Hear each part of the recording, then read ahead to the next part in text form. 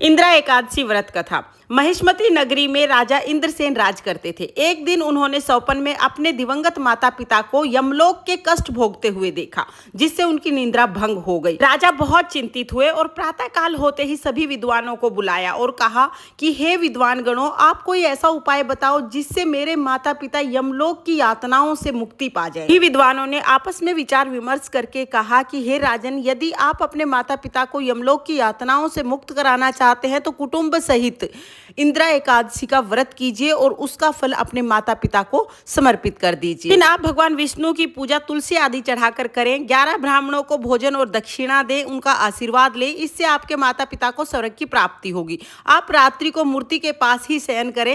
राजा ने ऐसा ही किया। जब मंदिर में सो रहा था तभी भगवान ने दर्शन दिए और उन्हें कहा, हे राजन, तुमने जो विधि पूर्वक इंदिरा एकादशी का व्रत किया है उसके प्रभाव से तुम्हारे माता पिता स्वर्ग लोक को चले गए हैं। इस व्रत को करने के प्रभाव से राजा इंद्रसेन इस पृथ्वी लोक पर सुख भोगकर अंत में स्वर्ग लोक को चला गया। ये थी इंदिरा एकादशी की व्रत कथा। राधे राधे।